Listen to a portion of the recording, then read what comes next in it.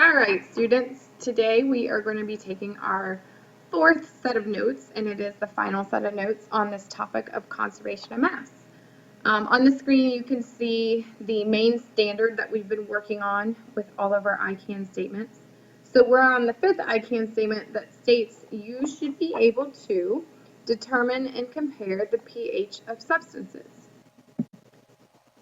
So a little bit background knowledge. One thing you need to understand is that every liquid can be classified as an acid, a base, or a neutral substance.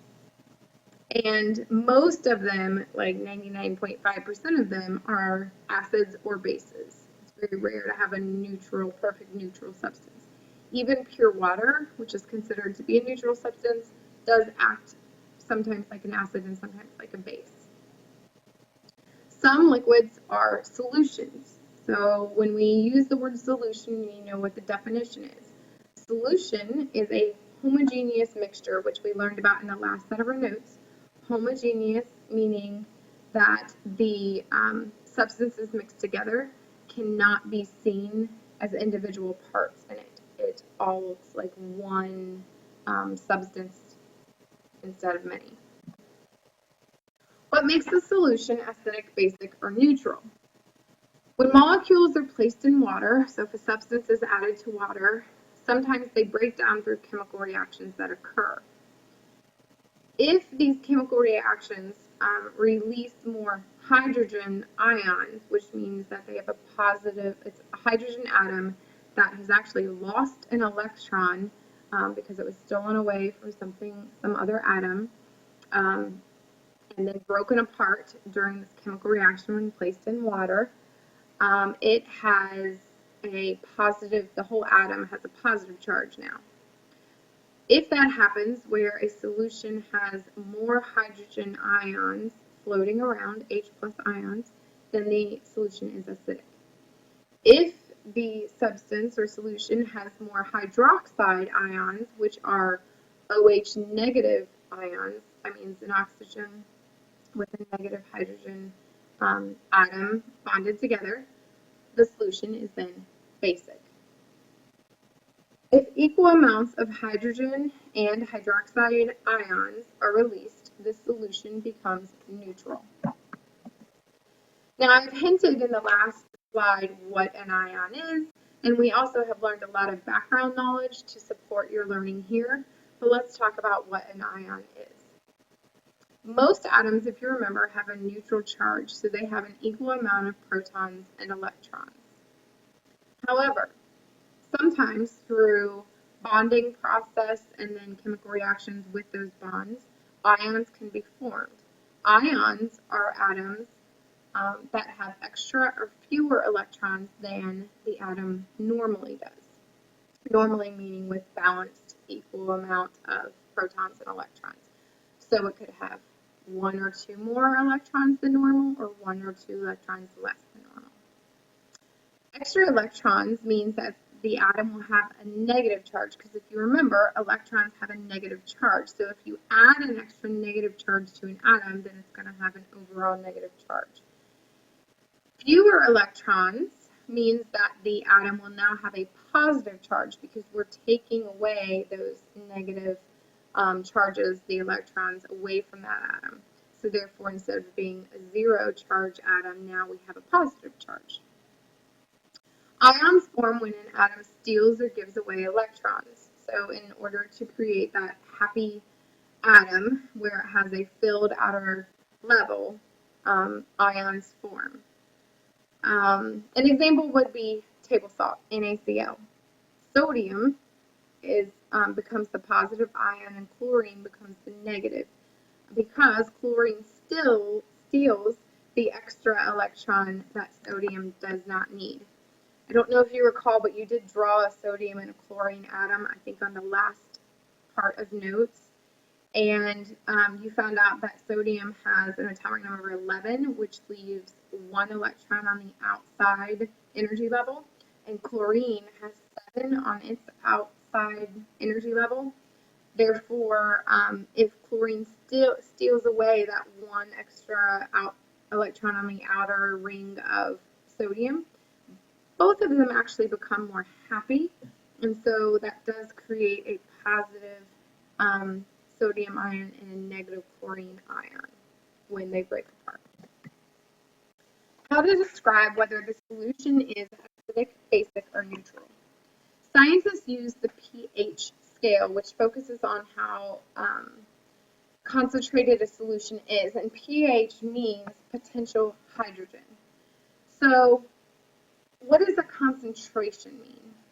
Concentration means, or a concentrated solution, either way you want to say it, means that there's a large number of molecules mixed in a certain liquid, and solute is the name of the substance that's mixed into a liquid, which is called a solvent. I think in class I used an example of how I make Kool-Aid for my children. So I will share that again. When I make Kool-Aid for my children, I put less sugar than it normally costs for. For one packet of Kool-Aid, it costs for 1 cup of sugar. I, however, do put 2/3 of a cup of sugar. So if you compare my Kool-Aid to regular Kool-Aid, sugar is that solute and water is the solvent. My Kool-Aid is not as concentrated as the regular Kool-Aid. So when a solution is concentrated with OH negative ions, then that means that it's a basic solution. So if there's more OH ions than there are H plus ions, it's basic, and vice versa. If there's more H plus ions, which is hydrogen ions, it is acidic. The pH scale, which we mentioned before, is arranged from 0 to 14. So pure water is considered to be a neutral substance most of the time. Acids are found between 0 and 6 on the scale, neutral being in the middle of the scale is 7, and then bases are 8 to 14. Most of the liquids that you interact with on a daily basis are near 7, which means not that acidic and not that basic. The further you go to the ends of the scale, the more acidic or basic. So a 0 or 2 on the acid scale is very acidic. A 13 to 14 on the base scale is base side of the scale is very basic. So just some general things about acids. They taste sour, and they can conduct electricity well. An example is battery acid. Battery acid is obviously an acid, it's kept in batteries, and therefore it can move that electrical current through. Some acids are so strong that they are corrosive. A lot of people think that just acids are corrosive, but actually bases can be corrosive as well. But what a corrosive substance is it something that causes irreversible damage to a substance by contact. A little bit of background about how Latin influences science words. The Latin word acidus, I think I'm saying that right, means sour or tart. So it makes sense that we name things that taste sour acid. Now that doesn't implicate that you should be tasting all acids. We do taste a lot of acids though, however, because fruits and vegetables, most of they're acidic. Also, a lot of cleaners are acidic, toilet bowl cleaners especially, and the contents of your stomach. If you look at this picture of a nails in 12 days time, that nail was placed in stomach acid. Describing a base. Bases, on the other hand, are bitter, slippery, they conduct electricity, and they can also be corrosive, like we talked about. So they're a little bit bitter or different in the way they taste and the way they feel. A lot of examples are soaps and detergents. Now remember that cleaners often are acids, but soaps are usually considered to be bases. All right, so pH scale. When you look at the scale, this one shows you 0 to 14. So 0 to 6 being acids, 7 right in the middle and neutral, and then 8 to 14 being bases. Keep in mind that moving from just from one number to the next on this scale means that it is 10 times less acidic or more acidic. If you're moving in this direction, then it would be 10 times more acidic for every number that you jump. If you move in this direction, it would be 10 times less acidic. So as far as the hydrogen atoms that we're talking about, if you're going this way, the H plus ions are going to increase in the solution. If you're going this way, the OH are increasing and the H plus are decreasing. Here is something that's on your notes, actually, and I like this one because it gives you a lot of just everyday things that you might see. And you'll notice kind of where things fall on the scale between acids and bases. Now, don't forget, a low pH, which means that it has a 0 to 2 on the scale, actually means it has a lot of H plus ions, hydrogen ions. If it's 12 to 14, it has a lot of OH ions, very few H plus ions. I like these diagrams here on the screen that show you the kind of how the solution would look like if you broke it down into the mixture. It's showing you the picture of the mixture. Okay, so indicators. There are a couple different indicators you can use for acids and bases, and we're going to be doing labs on these this week. So just a little background.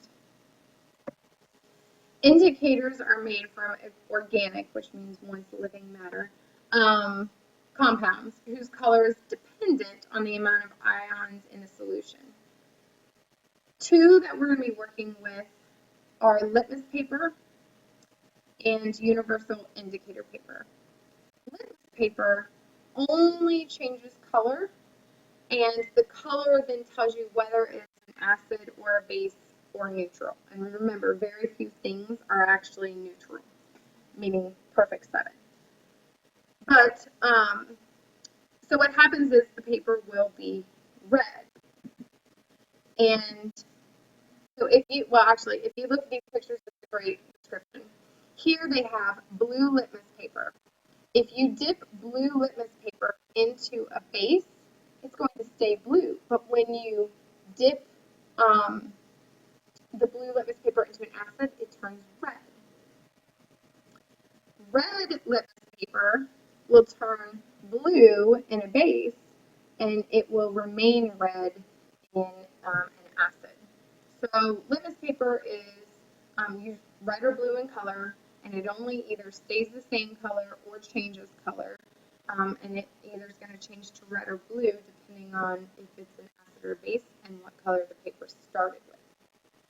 So universal indicator is usually yellow paper, and it not only changes color, but then there is a scale that comes with it where it changes more than just red or blue. It can be red, orange, yellow, green tinted, blue, and even gets into the violet colors. We can use the pH scale and take that color and change it into a 0 or 14.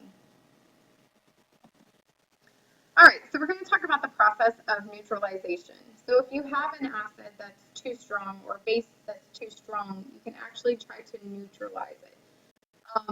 So neutralization is the term to describe any time there is a chemical reaction. And I think on your notes you're supposed to put chemical reaction in the blank, so check that out. Between an acid and base when they are mixed.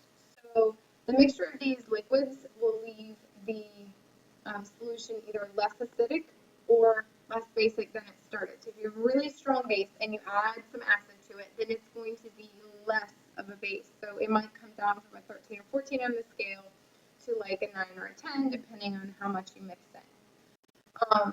And vice versa with the acid. Now, one thing that is important to know is that when you do mix an acid and a base, that chemical reaction will leave two things behind. You will get a salt left behind, but you will also get either a gas or water. And you can see in this diagram that this one is leaving behind salt and water.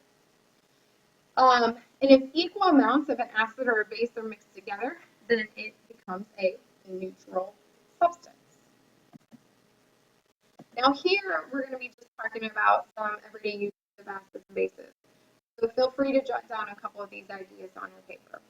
Acids in the home, brick